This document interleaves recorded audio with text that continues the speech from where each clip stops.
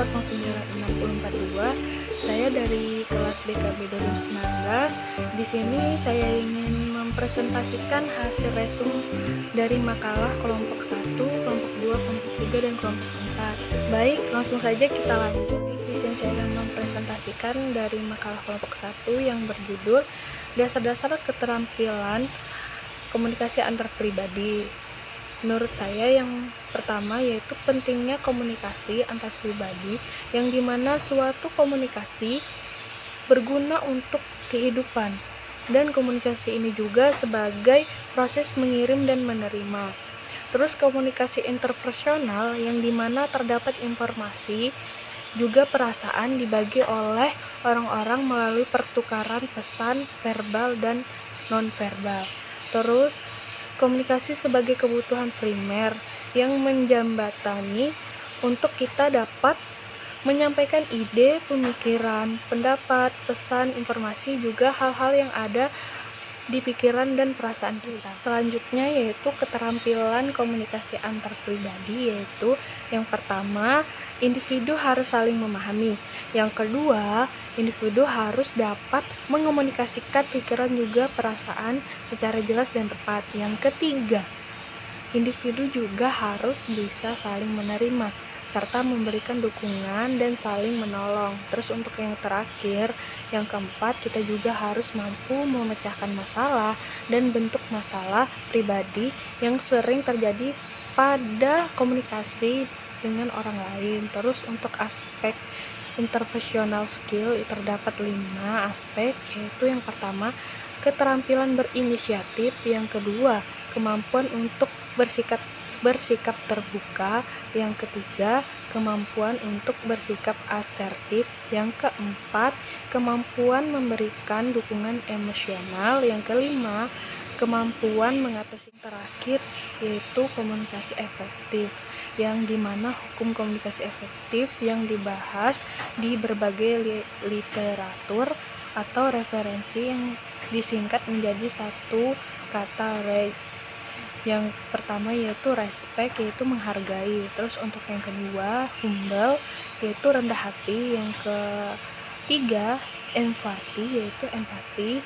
Yang keempat, audible, yaitu didengarkan. Yang kelima yaitu clarity, yaitu kejelasan. Untuk makalah kelompok 2 itu tentang keterampilan komunikasi nonverbal, yang dimana konsep dasar komunikasi nonverbal ini yang terdapat seluruh aspek komunikasi selain kata-kata itu sendiri, yang seperti bahasa isyarat, bahasa tubuh, ekspresi wajah, dan kontak mata. Terus komunikasi nonverbal merupakan lebih tua dari komunikasi verbal serta sering digunakan, contohnya bahasa tubuh, tindakan, objek. Terus untuk selanjutnya yaitu terdapat bentuk karakteristik komunikasi nonverbal, seperti yaitu yang pertama, komunikasi nonverbal yang bersifat berkesinambungan. Terus untuk yang kedua, komunikasi nonverbal juga kaya dalam makna. Terus untuk yang ketiga, komunikasi nonverbal membingungkan. Terus untuk yang keempat, komunikasi nonverbal juga dapat menyampaikan emosi. Terus komunikasi nonverbal juga dikendalikan oleh norma-norma peraturan mengenai keputusan. Terus untuk yang terakhir, yang keenam, komunikasi nonverbal memiliki keterkaitan dengan. Untuk komunikasi nonverbal ini yaitu memiliki 5 contoh. Yang pertama, komunikasi sentuhan. Yang kedua, komunikasi gerak tubuh. Yang ketiga, komunikasi lingkungan. Yang keempat, komunikasi vokalis. Yang kelima, komunikasi kroniknik. Terus untuk selanjutnya yaitu ada ciri-ciri komunikasi nonverbal, yaitu disampaikan dalam satu paket. Yang kedua, komunikatif. Yang ketiga, kontekstual. Yang keempat, dikendalikan oleh aturan. Dan yang kelima yaitu dapat dipercaya. Yang keenam, bersifat metakomunikasi. Terus untuk komunikasi nonverbal ini juga memiliki fungsi. Yang pertama, bentuk komunikasi nonverbal. Yang kedua, menekankan komunikasi nonverbal. Terus untuk yang ketiga, melawan komunikasi nonverbal. Yang keempat, meniadakan komunikasi. Jadi di dalam komunikasi nonverbal ini juga memiliki bentuk komunikasi nonverbal yang terdiri dari 7 macam. Yang pertama komunikasi visual, yang kedua komunikasi sentuhan, yang ketiga komunikasi gerak tubuh, yang keempat komunikasi lingkungan, terus untuk yang kelima komunikasi penciuman, yang keenam komunikasi penampilan, terus yang ketujuh komunikasi citra rasa. Menurut saya juga komunikasi nonverbal mempunyai peran yang sangat penting daripada komunikasi verbal, karena isyarat-isyarat dalam komunikasi nonverbal yang penting dalam penyampaian perasaan dan emosi seseorang. Terus komunikasi nonverbal juga mempunyai keunggulan, yaitu di mana tingkat kepercayaan yang tinggi dan kebenaran pesan yang disampaikan dengan menggunakan bahasa isyarat, dan juga dapat mengetahui kecurangan yang dilakukan orang lain, baik untuk menegaskan kejujuran orang. Terus komunikasi nonverbal ini juga memiliki hambatan. Yang pertama, hambatan konsepsi atau pemahaman. Terus yang kedua, hambatan sejarah. Yang ketiga, hambatan. Jadi untuk makalah selanjutnya ini yaitu urgensi komunikasi nonverbal dalam konseling, yang dimana menurut saya hubungan konseling yaitu hubungan antara konselor sebagai profesional dengan konseling, yang dimana untuk memudahkan perkembangan individu.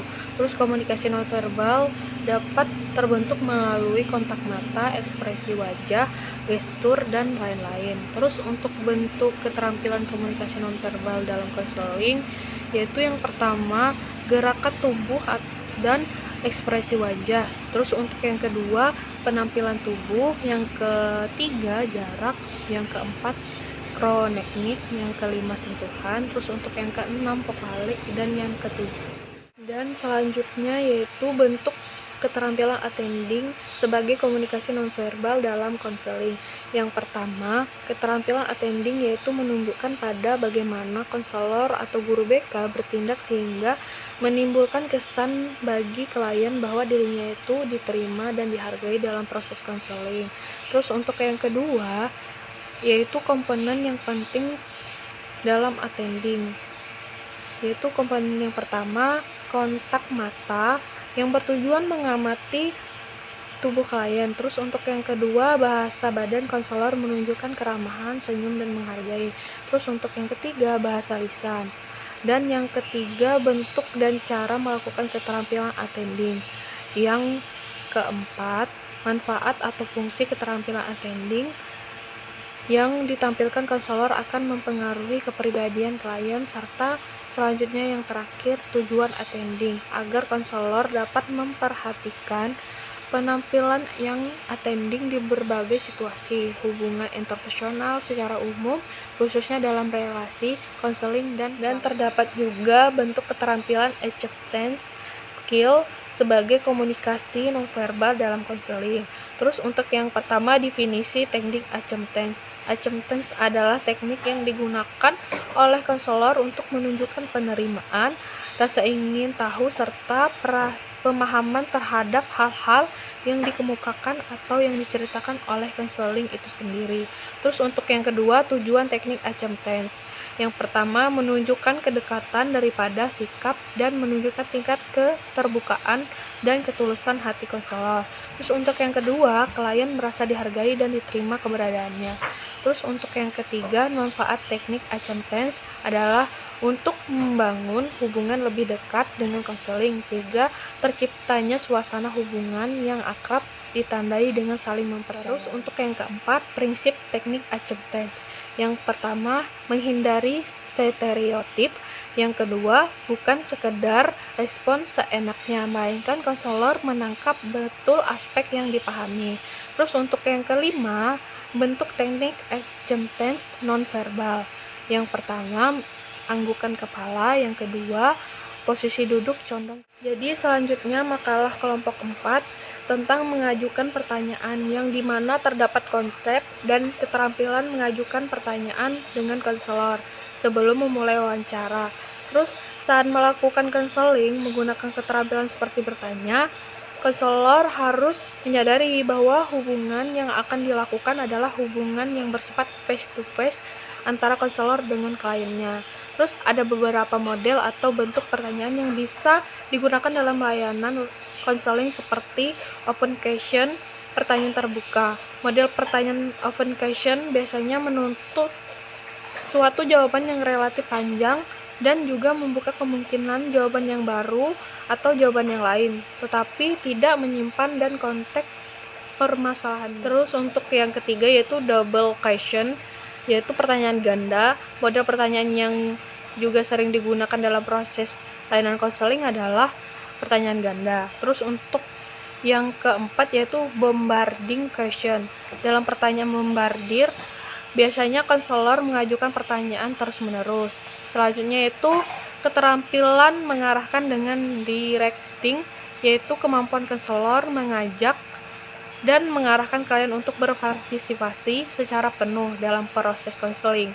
Melalui keterampilan ini, konselor mengajak klien agar berbuat sesuatu atau mengarahkan agar berbuat sesuatu.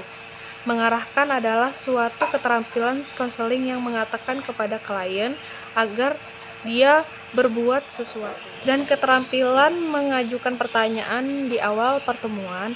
Dengan pertanyaan di awal pertemuan yaitu pertanyaan pendahuluan yang dimaksud untuk menghubungkan komunikasi yang telah lalu dengan pengetahuan yang baru, merangsang minat klien untuk menerima konseling di awal pertemuan, dan memusatkan perhatian mereka kepada konseling yang dilakukan. Keterampilan bertanya adalah keterampilan yang beris. Terus keterampilan pembicara topik netral, yang dimana keterampilan pembicara topik netral ini merupakan keterampilan yang sangat dibutuhkan konselor untuk membuka komunikasi antar keduanya, untuk membuka percakapan yang lebih dalam. Terus selanjutnya itu keterampilan pemindahan topik netral ke permulaan konseling, yaitu keterampilan pemindahan topik netral ke permulaan konseling dimaksud adalah perpindahan atau transisi dan dari topik netral ke permulaan konseling. Mungkin itu saja yang bisa saya sampaikan dari presentasi saya. Saya ucapkan assalamualaikum warahmatullahi wabarakatuh.